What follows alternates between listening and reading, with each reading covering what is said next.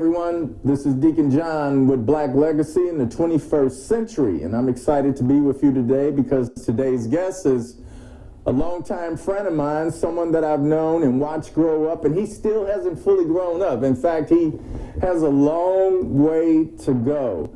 But we are at his high school, which he graduated from, and this is JaMal Green. Good morning, JaMal. Good morning. Good morning. Thank you so much for having me. Well, Appreciate it. We're excited about having him because, one, you know, he's back at his high school where I first met him, and now he's done some tremendous things around the community and obviously for himself as well.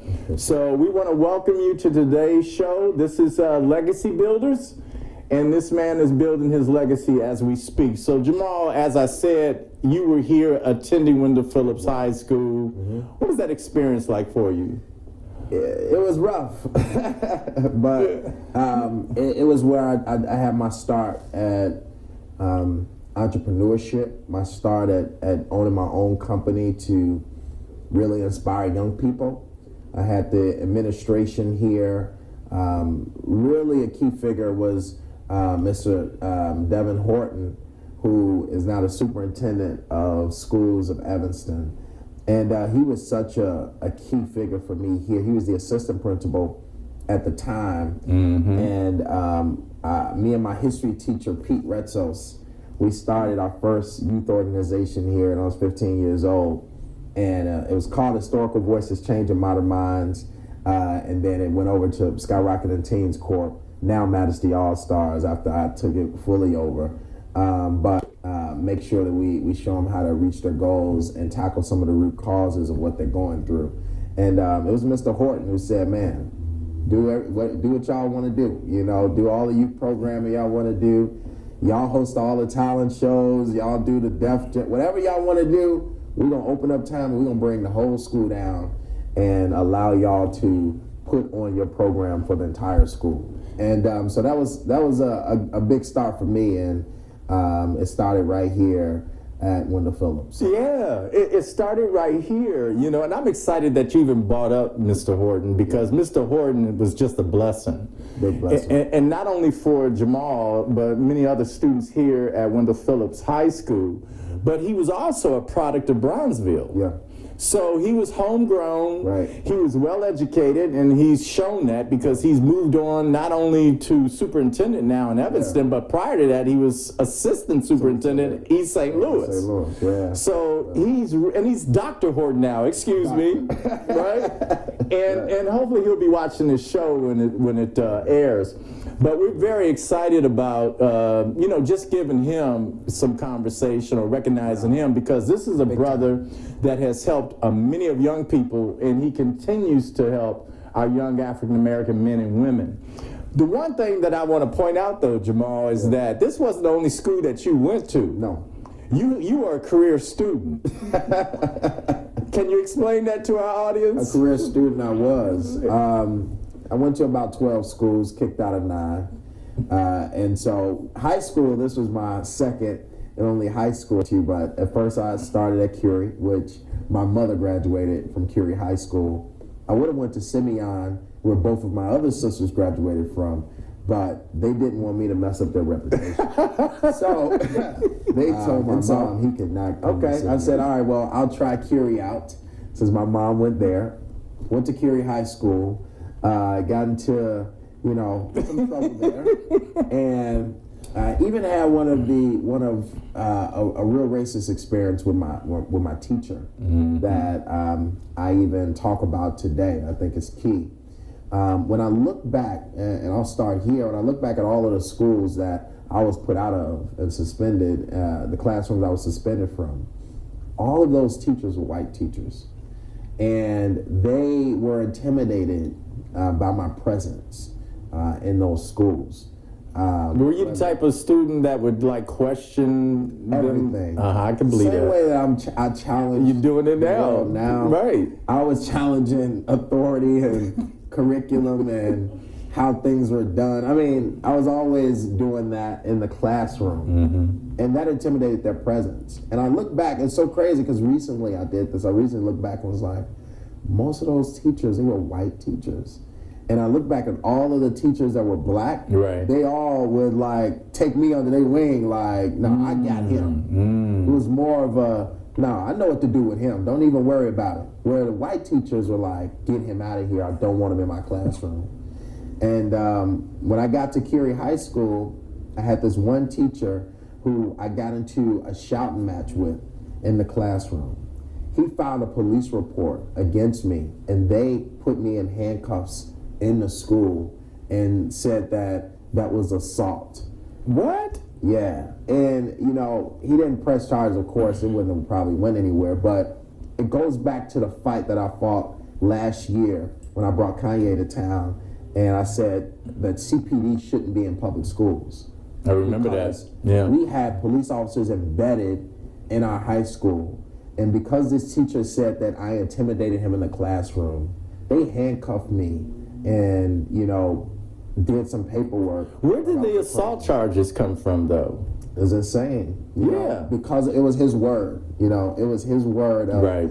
I was intimidated or feared for my life because I felt like he might have wanted to do something to me, even though he didn't. And that intimidation was marked as assault. But that's a key phrase you use. Intimidating his life, or his life was, he felt threatened. He felt threatened. They use that one a whole lot. A lot. In our community, against our young black men. Then it didn't go anywhere, but just that, right. You know, look, if I was a different type of student, how traumatizing that would have been, right? You know, being handcuffed and like I was going to jail, knowing I didn't really do nothing to this teacher, but he said that I could have, and he feared for his life. And so ended up leaving Curie, coming home to Wendell Phillips, and this is home because there's a lot of key figures here throughout my childhood. The main figure at first was Larry Stokes, who is a coach here. Who let us in the building, by the way. Let us in the building today. And, well, Larry Stokes was also a coach at my grammar school that I graduated from. Okay. 8th grade, Oglesby. And he was one who took me under his wing and slam dunked on you. Slam dunked on me. But I beat him in basketball. I want to make that clear. And in case he watches this. And so he was a key figure here. So we knew he was here. Right. Some other folks we knew. So my mom was like, Mr. Stokes, get him into Phillips because Curie gonna put him out and we don't want him to go to no alternative school. And that's how I got here to Phillips. So 9 schools. Yeah. In your early years. Yeah. Who does that? Me. But you know, it's been said that too is an experience of someone who needs to be challenged. There you go. You know, usually brilliant young men who are not being challenged, who are not coupled with the right teachers and so forth, they will have that experience. Yeah. And you were just fighting, I'm sure, to be heard. You wanted your voice to be heard. And you're the same person, as far as I'm concerned, today, fighting for the voiceless. Yeah. You know, fighting for those who can't be heard. And so that's a wonderful thing. So what you're saying, though, is that when you came to Phillips, that's when everything came together for you? Everything started to come together here. It was a black man, Mr. Horton, who really saw a lot in me. And then my history teacher, Mr. Retsos, who happened to be a Greek white man, we just clicked. So, you know, we were able to do a lot of good work in the school. But, you know, to that point, it's so important, and this is what I'm fighting for all the time.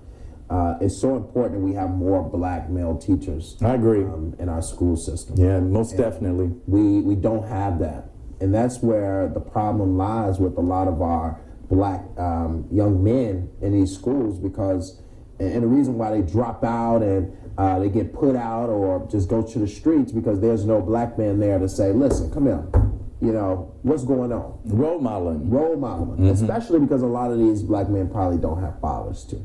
And so we need more of that. And it wasn't until I had, my 8th grade teacher was a black woman who would cuss me out. I ain't putting him out. I'm his mama up in here. Yeah. So she will grab me by my ear and, you know, like, cuss. She cusses and everything. Like, you wouldn't think she'd cuss. Like, I ain't playing with you. You're going to get this together. And when you have somebody like that, when the village. Yeah, that's that village that we're talking about. I ain't putting him out. I can handle him. And she's still one of my key supporters today. And that's why I look back at those black teachers. They really invested a lot in me. And it's not to say that white teachers, some of them anyway, weren't effective or you couldn't relate to. You mentioned the Greek teacher. Yeah. That's right. But it's just that there was a lot of them that never had any contact with blacks before. Yes. And it's just a communication, issue, I believe, more than anything. Yeah. And then if you haven't talk to a black person or had a meal with them, let's say, then it's kind of hard to know where they're coming from. Yeah. And what might seem a threat to one might seem like a challenge to someone else. Yeah. So, what's interesting, though, is it wasn't long after that, it seems to me, and I know some time did elapse, but before you know it, you're in the middle of the Black Lives Matter movement, and then you're questioning the mayor, Rahm Emanuel, and his administration, and how did that happen? Well, I think my life is like, it's definitely a roller coaster. And every year of my life, something different happens. Don't you like that? And I love it, right? It's like, you never know what's going to happen. Mm-hmm. And in that situation, it goes back to being, a voice for the unheard or wanting to be heard. Mm-hmm. But now it's more about fighting for those who need to be heard. Laquan McDonald couldn't be because he was shot dead. At the time, I was the Put the Guns Down ambassador for the city of Chicago. And my company was partnering with the city to go into at-risk schools to talk to other young men and women, black men and women, about reducing violence and doing programming and things of that sort. This was under Rahm. And I was never a fan of his from the beginning, let's make that clear. But it was a key figure of mine, Kim Bennett, who is Chance the Rapper's father and was like a political father to me. And so growing up in regards to life and everything, politics and how to move, he was that guy for me. He was the deputy mayor under Rahm Emanuel. Okay. So he pulled me in and said, let's do some of this work that you're doing around the country, because now we're going to other states to do tours, anti-bullying tours, anti-violence tours. And he said, let's do this here in Chicago. Kim Bennett did that for me. And the Laquan McDonald situation happened. And I said, I want nothing to do with the city. And I stepped up. They invited us all to a meeting because they're like, Rahm was in damage control mode. That was at CPD, wasn't it? No, this was at the mayor's. That was at the mayor's office? Rahm came in with a bunch of black folks in there, folks who led in the community or whatever. Mm-hmm. And he came in and I'm sitting here, say Rahm just sitting here at the edge of the table.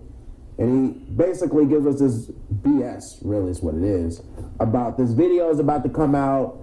We're going to do more to strengthen our relationship with the black community, yada, yada, yada. Garbage. And when I went out to the meeting, all the press asked me, they're like, what happened? And I basically told them, it was garbage, and we're waiting on to see this video because we can't trust this administration. Whatever I said at that moment went viral. And, CNN and every other station start pulling. I remember that. And, then I start going on a national circuit and leading a protest and a movement after the video released a day or two later. So it was just... You were thrust. I was thrust on the national stage. I was in the limelight. Yeah. But yet, did you also look at that and say to yourself, God prepared you? Definitely. I mean, I think it was a calling. Yeah. Something that I was designing to do. I wasn't sitting down saying I'm going to lead a black life. It wasn't. Never was the goal. But I had an obligation to my people to make sure that we're being heard and our messages are being heard. I come from these neighborhoods. I understand what it feels like to be traumatized by police. I understand what it means to watch my friends be killed. I was coming to, I had a silent day here where my classmate was killed right around the corner. And we come into Phillips and sit in the classrooms and everybody's crying. These are norms. And even today's black youth norms in the city of Chicago. So I understand that. That needs to be heard. And make sure that politicians, national media know what's really going on in our neighborhoods, and they really don't and the fact that folks really don't hear us. And was this experience for you what led you to become the youngest person to ever run for mayor in the city of Chicago? Yeah, it was key. I think those experiences on the activism world and being embedded in politics now, because activism, you kind of embedded in politics, because now with activism, you have to have somebody to fight, right? So who we fighting? Okay, we fighting the police, but we fighting the mayor, because the mayor controls the police. That's right. Right? Mm-hmm. So it's like you have once you see the mission that you are on, you start to see who are the figures. All right, if it's the mayor, if it's the president, county president, the governor, whoever it is, let's go after them. If it's the alderman that controls this in our ward, let's go after them. So I started to really understand how politics worked in the city at that time. And we had 3 goals. Get out Gary McCarthy, who was the superintendent at the time. Ron threw him under the bus and got him out of there because he thought he was going to be able to stay. So he did that for you. He did. Right. He like, oh, that's all y'all want? No problem. Gary McCarthy, you got to go. Right. Anita Alvarez, who was a state's attorney, who also threw a bunch of false charges on me. We had to unseat her. And we were able to unseat her in the largest landslide ever in the state's attorney race with the first black woman. Kim Foxx. Who was a big blessing to me as well. So we unseated Anita Alvarez. The last one standing was Ron. He like, I'm hanging on. I'm white and I got rich friends. I'm rich. I'm going to keep fundraising and I'm going to change my perception in the city of Chicago. That obviously could not happen.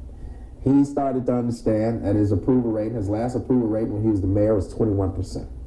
And he started to understand in that race that if I keep going, I'm going to lose. And that's going to put it's going to give me a bad legacy to say I lost. Right. So I'd rather bow out, which is what he did. And so when I decided to run, I'm running straight on against Ron. You're going to hear my voice each and every day. I know exactly what you've been doing every day because I've been fighting you every day. Did you all hear that? And he dragged me in one of his fights across. Do you remember that when you called me that day? And then you had me on camera at a minute's notice. And then I went on camera to say that I'm in agreement with this young man. And before I knew it, I was worried about my business, whether it was going to be shut down or not. But, I was so proud of you that day. And I have been subsequent days thereafter. In fact, I've been proud of you ever since I met you because you are the type of person that people are afraid of and they are intimidated by because you are living out your dreams. And I've seen you. I've heard you. We've talked many times. You've talked about your dreams, what your desires were, and you have challenged yourself and you've hit every goal, to my knowledge, that you've wanted, and you just continue to do more. And so with that said, you inspire so many people, man. And it's so great at your age because you are telling people that you can do it. Age is not an issue. Look at me. I'm doing it. The youngest guy who ever ran for mayor, woman or man. And I just admire the fact that you are doing what God sent you here to do. That's not an easy thing to do, bro. Not at all. Do you remember the day that you came over to the clubhouse across the street and we prayed over you? Yeah, I remember that day. And what was the other young man's name who also... That was Lamont. That was Lamont, right? And the both of you were there, and I believe you kneeled down in front of us, man. We put our hands on you, right? Sure did. And I'm just thankful that we participated in that respect because at that time I'm thinking this boy need prayers.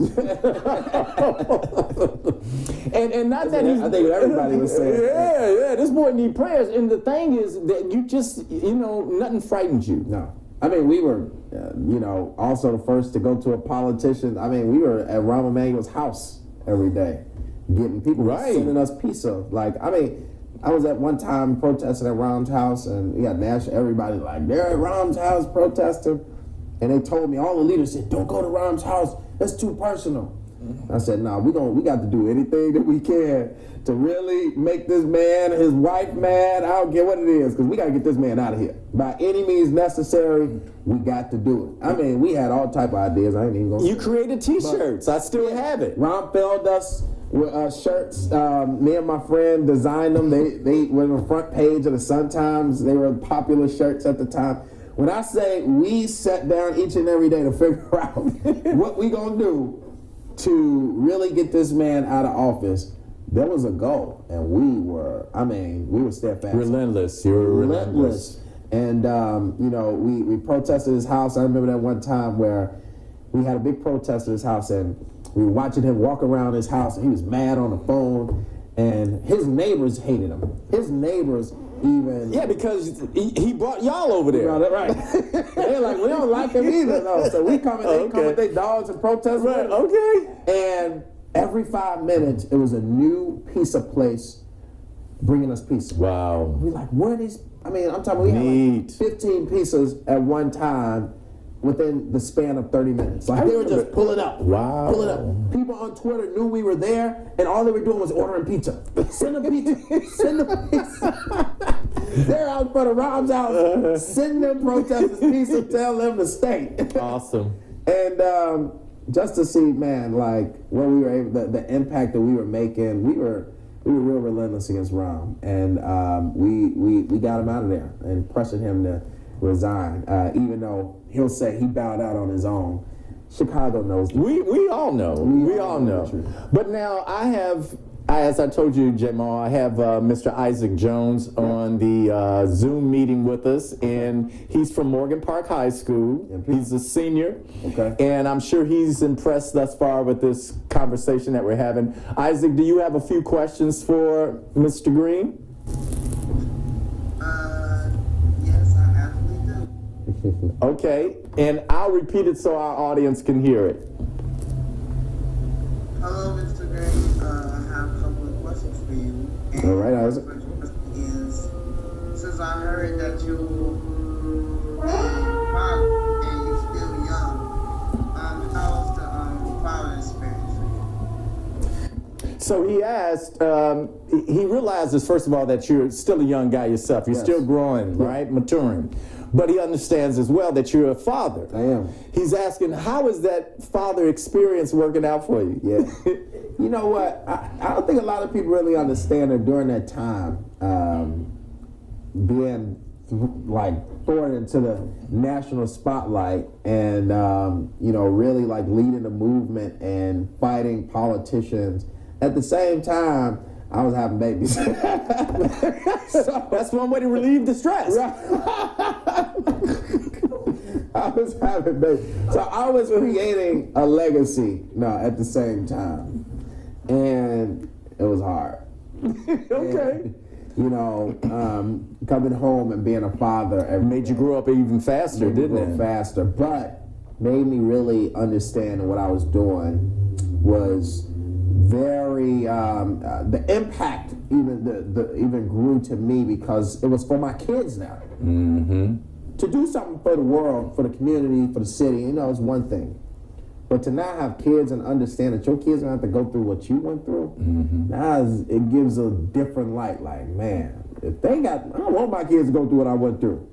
Because I said when I was growing up, if I survived to be the age of 21, I don't even want to live here. Yeah. I was that scared, but that's every young person. That's right. Ain't no young people growing up in our neighborhood of Chicago right now that say, I want to live here forever. And that's a shame. We got to change that. These kids are going through so much that they're saying, if I hit the lottery tomorrow, I'm going to another city. Not I'm going to invest in these neighborhoods. Not I'm going to help change these neighborhoods. And it wasn't until I saw that I can make an impact that I believed that I can invest my time and energy into that. So being a father is so important to me because I love Chicago. I've country hopped, I've climbed mountains, I've been to probably 35, 40 states. But one thing I have not seen is a city like ours. Our city, while we have problems, the people, the culture, everything about Chicago you can't find anywhere else. I agree. And I want my kids to grow up in this city. So to do that, we got to make a lot of changes. Yeah, they say if you make it in Chicago, you can make it anywhere. You can make it anywhere. And so I have 3 boys, JaMal Jr., Jalen, and Jaden. And they are, my world and my legacy. And I don't want my kids to follow in these footsteps. I hear you. Yeah. I know everybody say they want that. Not those. I want them to grow up and do what they want to do. Right. I don't want them not to grow up and see police brutality and say, well, my dad was a big figure, so now I got to go fight and lead protests. Then what are we doing this for? That's right. How many more generations do we have to fight for the same thing? I shouldn't be fighting for the same thing that we fought. We fought this 100 years ago. We still fight it today. So when can we get to some real results where our kids can grow up in a fair country where they can say, I want to go and invent something that'll change the world, instead of spend a lot of my time fighting traumatizing events. And that's just not, that shouldn't be their life. So Isaac, does that answer your question? Yes, it do. I gotta say, it kind of did really inspire me how the ways you're talking about.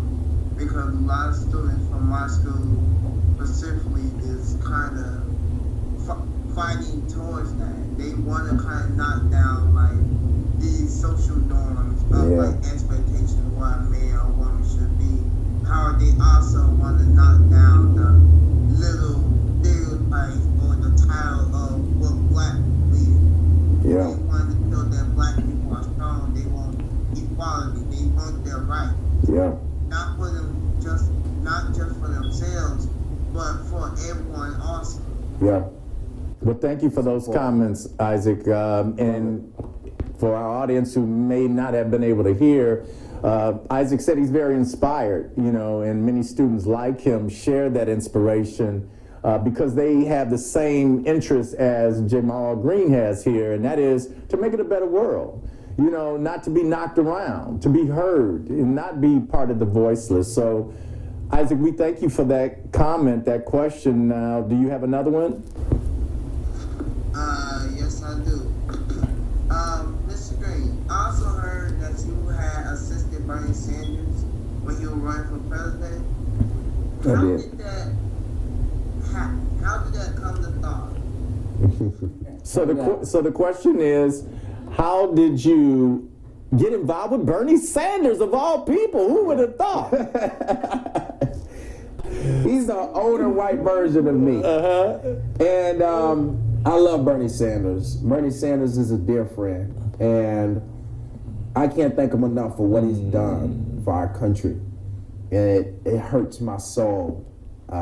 It makes me want to cry a lot of times to understand what the Democratic Party and those powers that be, what they've done to really hurt Bernie Sanders. He should have been president. And the fact that he won't be is really, really, really hard to deal with, and really hurts our hearts, progressives, because we knew he was for the people. Somebody who stepped up and said, I don't want to talk to the billionaires and millionaires. I don't even want your money. I want everybody to have health care. I don't want nobody to have student loan debt. I want to legalize cannabis. I want to let nonviolent folks out of jail. I want, what his plans that he had to really shape our country into this, what they say. You're trying to bring socialism, communism. No. Yep. We're trying to have welfare for the poor instead of welfare for the rich, because America is welfare for the rich. The richer you get, the more you don't have to pay for anything. The people at the bottom are paying more taxes than Amazon. Amazon made $20 billion and didn't pay $1 in taxes. $1 in taxes after making $20 billion. How does that happen? Years ago. How does that happen? Well, it happens because you got these politicians who are bought by the rich to get in and say, I'm going to make it to where they don't pay taxes because maybe that'll make them create more jobs.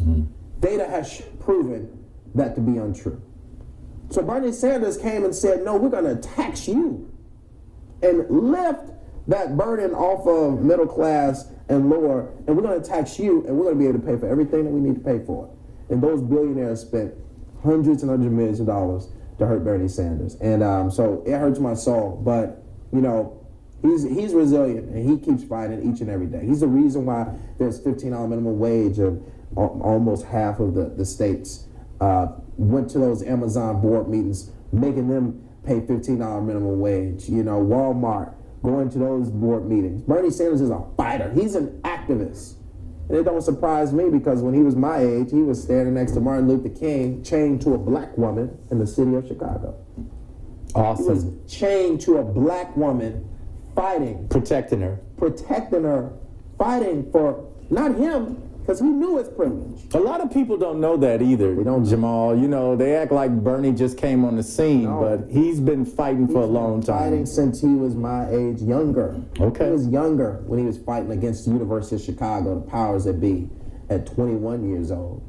And so during my activism, what happens is I had some other key figures in his campaign who said, Bernie, you need to look at this fellow in Chicago. And they reached out to me and said, you know, we want you to become a surrogate for Bernie Sanders. And as a surrogate, I'm basically a spokesman for the campaign, and I travel around the country and talk about these policies and the values that should be in America. And I was shocked at the first 2016 round. I was shocked. And I kept my same activism. So when I came back to Chicago, I was still fighting in Chicago, but not understanding that it could hurt the national campaign because I'm a surrogate. I'm a confirmed surrogate of a presidential campaign. So that means basically I'm going to the White House if he wins. You know what I'm saying? Right. So anything that he do, that falls on Bernie. Mm-hmm. So I came here and shut down the Donald Trump rally. So I led, the only time we were able to shut down the Donald Trump rally in the country was here in Chicago. And I remember that. Yes, I remember that. But this was during a presidential campaign. So Bernie had to take me off of a couple campaign meetings because Donald Trump got on TV and said, Bernie's people are organizing shutdowns of my rally. And so I'm sorry, I'm laughing. So I'm like, oh shoot. So Bernie team had to figure out how to do damage control. Bernie get on TV like, no, that's not true. Knowing that I had to go on TV like, listen, yes, I'm a surrogate for the campaign, but I've been doing this for years. This ain't nothing new. And so I had to come off of a couple rallies to let things die down a little bit. But, you know, he lost that battle with Hillary Clinton that year. He came back this time, and I got back on the campaign trail and was a surrogate again, traveling with him. And they, you know, rigged it again, in our opinion. And, you know, it is what it is. But those values, everything we fought for, are coming into fruition today. And so we're still fighting. Isaac, thank you for that question. And you see that he's very passionate talking about his good friend, Bernie Sanders. Yes. And you're doing some great things now that a lot of people don't know about in the community. I know you have some awesome aspirations. Yeah. Why don't you tell us a little bit about what's going on now? Yeah, right now we're about to, we're doing a lot of great things, but my activism has evolved into economic progression for black neighborhoods. And, you know, throughout the years, I've fought the politicians. I've got a lot of policies moved forward. You know, if you look at our daily lives politically in Chicago, I was behind a lot of the things that, you know, we were able to get passed, from police officers having body cameras and tasers, you know, just from the simple things. But I understood that it wasn't enough. When I look at the young people today that are fighting and why I support them so much, Generation Z is just so amazing. I look at how radical they are. I was radical a few years ago. They're more radical than me. I agree.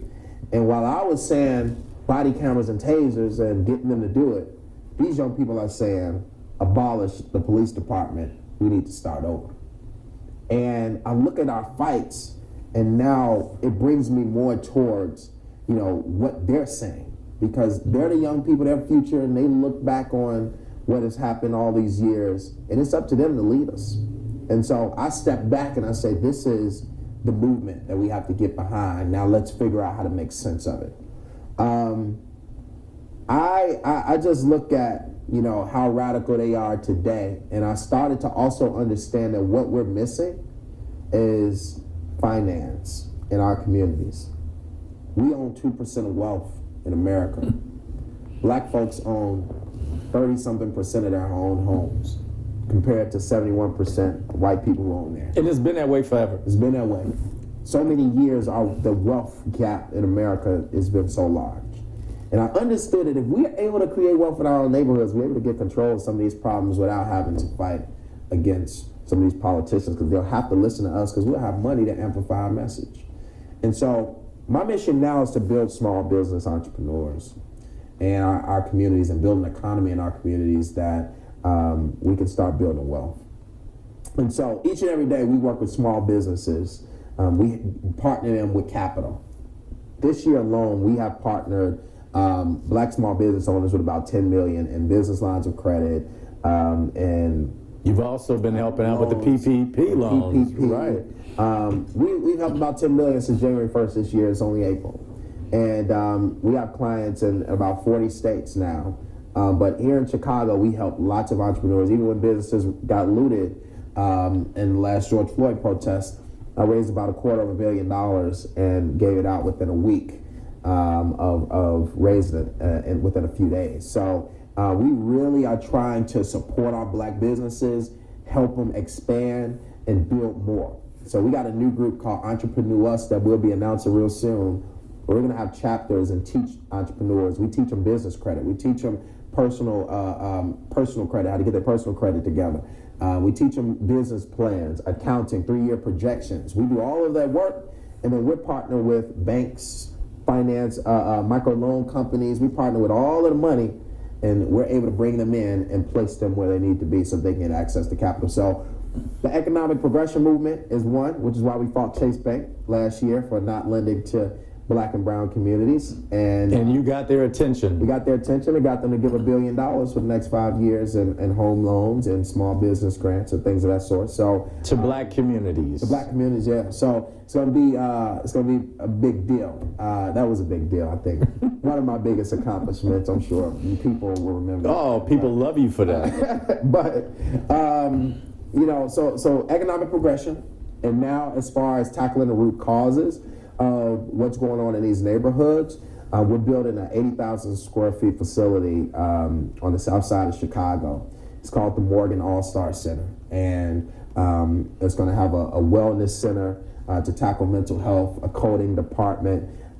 It's going to have a vertical farm on the roof to teach young people about growing their own vegetables, recreation, of course, classrooms, studio, dance studio. I mean, it's going to really tackle so many different problems, and it's going to be free to our young people. And so we're going to be able to serve a lot of young people on the South Side. And that's transformation, everyone, okay? Yeah. That's transforming a community that is dying to have something like this. Yeah. JaMal, I hate to cut you off, but we're running out of time. Yeah. I'm so thankful that you came and made time for us today. Thank you. I'm so thankful that the community get a chance to listen to you where they may not hear some of the things that you shared. I'm Deacon John with the Black Legacy in the 21st Century. We're with community builders, legacy builders, and those who are taking on the torch of those who left this opportunity for us. So thank you for joining us today. We look forward. Before you what? Can I say real quick how important you are to our community? And I just want to make sure that people really understand when I talk about I talked about Mr. Horton and his presence here in the school, but when I walked out of that school, there was another Black man in the community, Mr. Cook here, who grabbed me. My mama said, you need to meet him because you in here getting in trouble and stuff. I know I called Mr. Cook over there. And somebody who invested his time into me as well. And you were definitely a key figure in my life, and I appreciate it. And so we need more of that because that village that you talked about is important. So while you are trying to do safe passage and make the community safer, you also invest in time into young people like me. And so I love you for that, dude. No, man. All right. Appreciate you. God bless you all. Join us next time for the Black Legacy in the 21st Century. I'm Deacon John.